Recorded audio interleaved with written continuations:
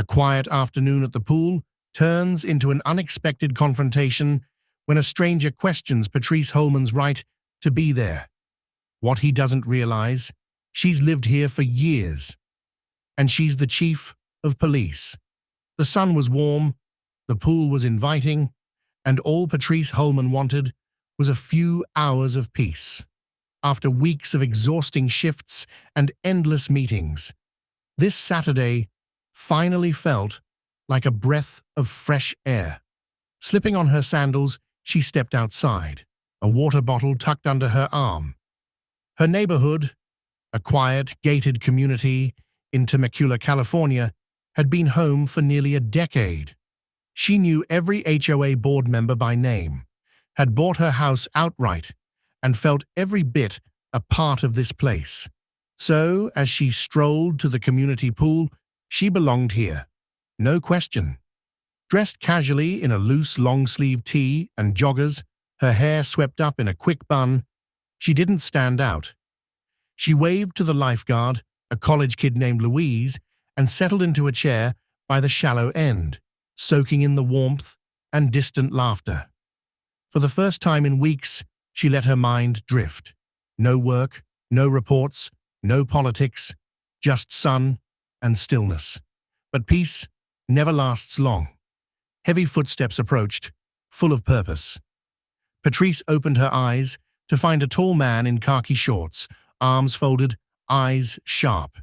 "Excuse me," he said, his voice dripping with polite condescension. "Do you even live here?" Carl, a familiar voice, finally broke the growing silence. "You good, Patrice?" he asked, his tone casual but firm. Dennis blinked, the smallest flicker of hesitation crossing his face as Patrice nodded back. "I'm good, Carl. Thanks." It was subtle, but the moment shifted. Someone else recognized her, someone who belonged here too, and Dennis felt it. But pride is a stubborn thing, and he wasn't ready to let go just yet. "I just don't see why it's a big deal to confirm," he muttered, his voice quieter now, but still clinging to authority. "There are rules for a reason." Patrice sat a little straighter, her voice measured. "You saw a black woman sitting alone and assumed something was wrong. You didn't ask. You accused. You didn't check facts. You made assumptions. And now you're doubling down because you don't like how this looks." Dennis opened his mouth, but the words stalled. It's not about that." Patrice tilted her head. "Then what is it about?" Her voice wasn't sharp, just curious. "Because you walked up here like a security guard on a mission." The remark hit its mark. His lips pressed together, his gaze flicking toward Carl, then back to her. The pool had quieted. Conversations still carried on, but a ripple of awareness had settled over the space. People were listening, even if they weren't staring. Dennis exhaled, shifting uncomfortably. "I didn't mean to come off wrong," he said finally, though it sounded more like a defense than an apology. "I just care about the community." Patrice gave a small, knowing nod. "And I've been part of this community longer than you've known the zip code." Another pause. He didn't know how to respond to that. She waited. He cleared his throat, stepping back like he might walk away. But his ego wasn't done. "Look," he said, voice tight, "if you really live here, then what's the harm in proving it?" Patrice wasn't playing his game, and soon she wouldn't need to say a word to prove herself. Dennis lingered, his stance firm. He wasn't shouting, wasn't being outright aggressive, but Patrice had seen this before. Control masked as concern. Authority wielded like a gatekeeper's key. She let the silence stretch, then slowly reached into her bag.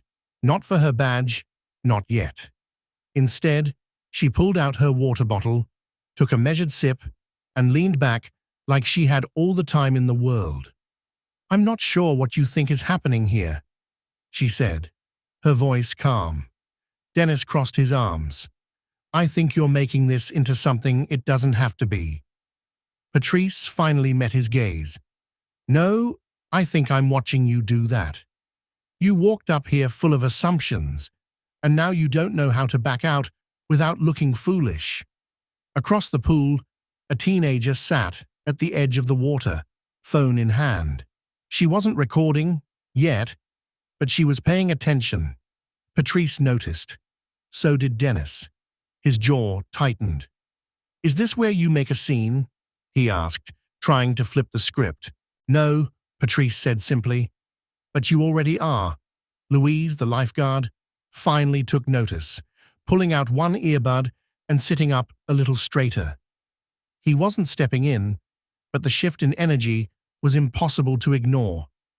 Dennis let out a sharp breath, shaking his head. Unbelievable. I try to look out for this community, and this is what I get. Patrice lifted an eyebrow. Number, what you're getting is pushback, because you're not looking out for anyone. You're trying to control a space you just moved into. Dennis scoffed. Wow. Okay, so now I'm the bad guy. No, she said evenly. You're the loud guy. A small smile flickered on the teenager's face at that. Dennis didn't return it. I'm just saying, he continued, his voice tighter now. Rules matter. I've got a daughter. What if someone shady came in pretending they lived here? Patrice didn't blink. And you decided I fit the part? His hesitation spoke louder than words. You think you're subtle, but you're not, she said, watching him shift his weight uncomfortably. You saw me. You judged me. And now you're scrambling because I didn't react the way you expected. Dennis stood firm, but the ground beneath him wasn't as steady as before. You could have just shown the FOB and proved me wrong, he argued. Or, Patrice countered, you could have walked over like a decent person, introduced yourself, and asked if I was new to the neighborhood. Instead, you came in hot, assumed I was trespassing, and now you're mad I didn't jump when you barked. Color rose in his face. Not full anger, but discomfort, a reaction he wasn't used to. Across the pool, the young mother with the toddler had taken notice. She didn't interfere, but she stepped a little closer to her child, just in case. Dennis glanced around, noticing the growing number of eyes on him. He squared his shoulders, trying to regain some composure. You know what? I'll just talk to the HOA board. Let them handle it. You do that, Patrice said smoothly, and be sure to repeat exactly what you said to me when you walked up.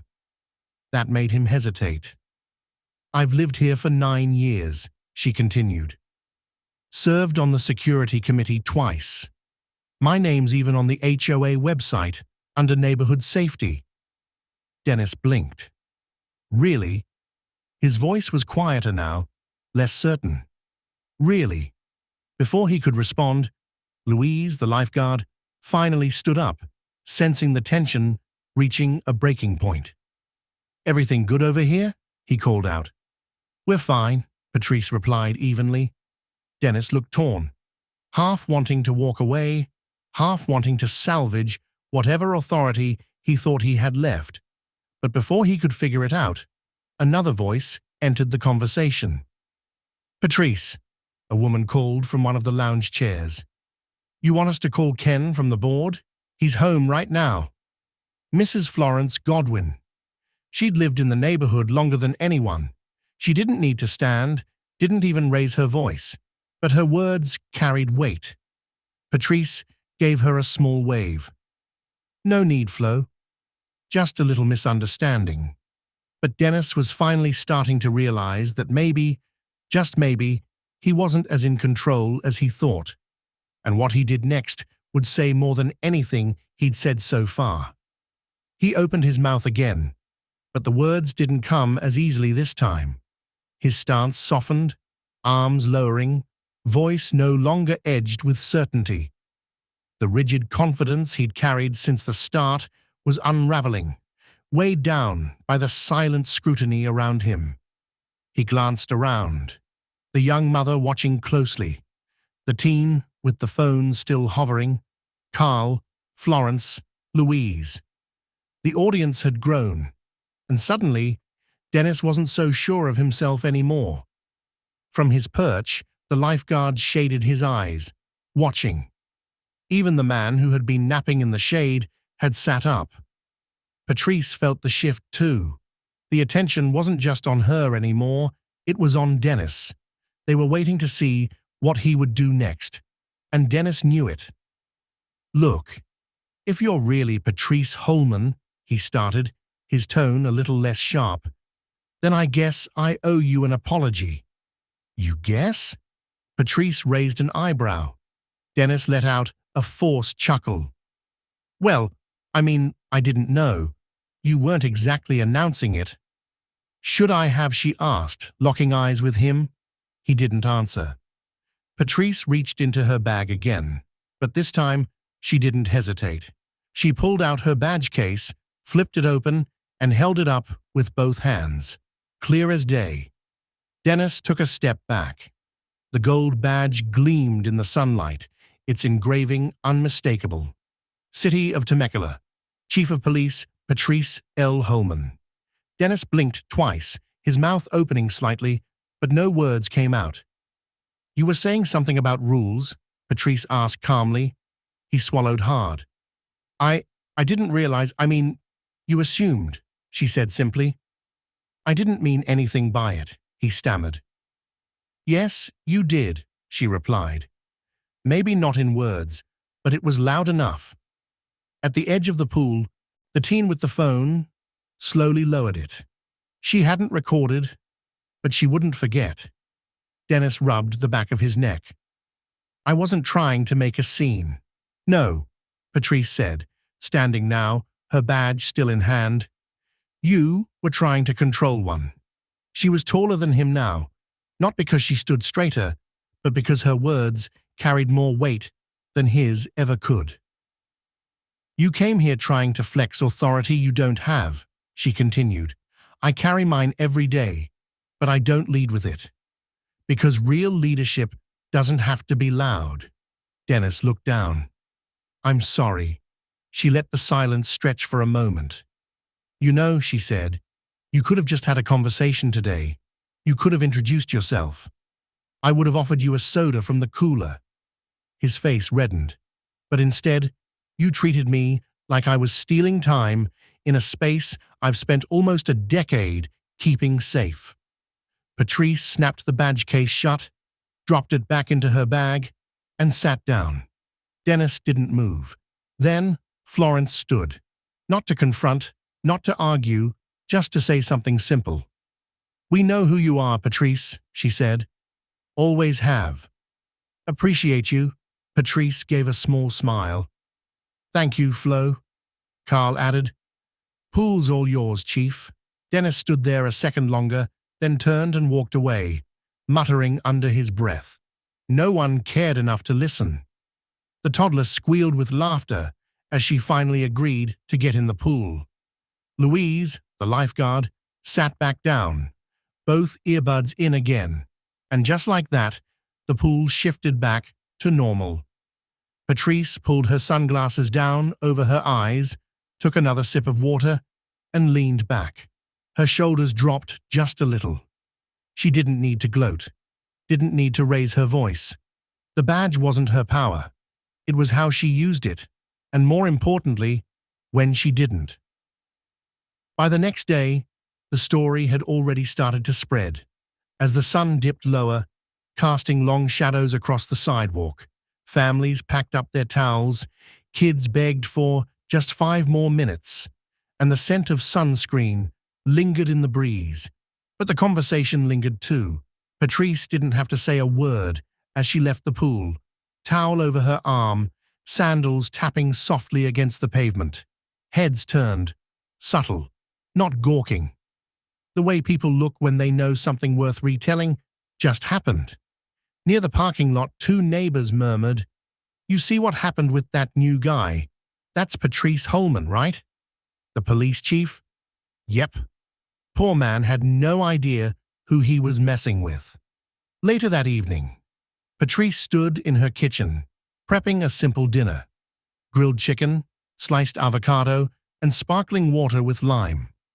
Nothing fancy, just fuel. Her phone buzzed on the counter. A message from her friend Eliza, who lived 3 streets over. Heard you had a poolside performance today. Is it true you flashed the badge? Patrice smirked and typed back, didn't flash. Just reminded. She didn't crave attention. She didn't enjoy public conflict. But some moments mattered. Not to prove a point to Dennis, but for the people who had been watching. A quiet knock interrupted her thoughts. Florence stood at the door, still in her pool hat, holding a Tupperware container. Made too much pasta salad, she said casually. Figured you could use a break from cooking. Patrice smiled, accepting it. That's kind of you. Thank you. Florence lingered for a moment. You handled him well, she said finally. Grace under pressure. Patrice nodded. I've had practice. Florence gave a knowing look. People noticed. Not just the bad part. The good part too. Patrice leaned against the door frame, letting that sink in. Before Florence left, she added, some of us stayed quiet today.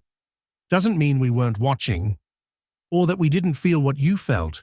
That landed heavier than expected. After she closed the door, Patrice sat on the couch, scrolling through her messages. One from Carl. Always respected how you carry yourself. Let me know if you need anything. One from Louise. Hey, Chief Holman. Sorry I didn't step in earlier. Should've. Just wasn't sure how to handle it. But I got your back. Always. She appreciated them. They didn't change the day, but they added to it, like small bricks, reinforcing the foundation she'd spent years building. The next morning, she took her usual walk through the neighborhood. The air was still cool, the streets shaded. At the community bulletin board near the clubhouse, something caught her eye. A printout taped to the glass. Know your neighbors. Below it, a photo from a past HOA event. Patrice, in uniform, shaking hands with a city councilman. Underneath, someone had scrawled in pen, to the man who asked her to leave, maybe read the newsletter next time. She chuckled, not out of spite, but out of something deeper. Truth. As she turned to head home, a teenage girl jogged past, slowing just enough to pull out an earbud and give a shy wave. Hey, you're the police chief, right? Patrice smiled. That's me. You were awesome yesterday. Thanks, Patrice said, but standing your ground shouldn't be considered awesome. It should be normal. The girl nodded thoughtfully, then jogged on. This wasn't about the pool anymore. It was about what people took away from it, and who they might be the next time they saw someone sitting alone, minding their own business. By Sunday morning, the story had taken on a life of its own, not viral, but local. The kind of story passed through group texts and coffee chats. At her usual cafe, the barista grinned as she walked in. Chief Holman, he said, already reaching for her drink. You're trending on Nextdoor. She raised an eyebrow. That writes something about a man at the pool getting educated real fast. She sighed, but with a half smile. I didn't do anything special. Jonah handed her the cup. That's exactly why people are talking. Patrice didn't need recognition. That wasn't the goal, but respect that mattered. She inhaled deeply, stepped back inside, and set the garden hose by the back door. Her badge remained on the kitchen counter, still in its case, unmoved since the day before, yet in just 10 minutes by the pool, it had accomplished more than some people did in years behind a desk. But it was never about the badge itself. It was the composure behind it, the quiet confidence that spoke louder than any display of authority. By Monday morning, routines settled back in. Garbage trucks rumbled through the neighborhood, sprinklers clicked on before sunrise, and somewhere down the block, a dog barked at a passing jogger. Inside her home, Patrice buttoned up her uniform, polished her badge, and prepared for another day, just as she had for over 2 decades. And yet, something about today felt different. Not because of what had happened, but because of what it had exposed. She caught her reflection in the mirror as she adjusted her collar. There was nothing extraordinary about the image staring back.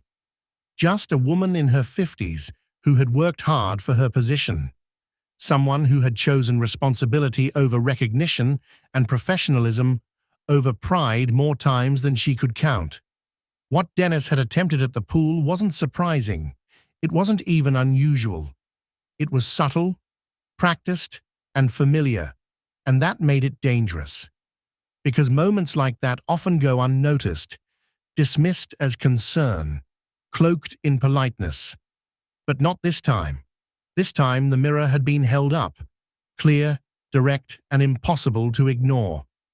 As she poured her morning coffee, her phone buzzed with a message from Ken, the HOA board president. Heard about the pool incident? Don't worry, I spoke to Dennis this morning. He won't be bothering anyone again.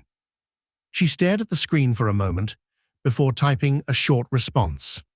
Appreciate it, but let's make sure no one else thinks they have the right to do what he did. Because this had never been just about Dennis. It was about the moments people let slide.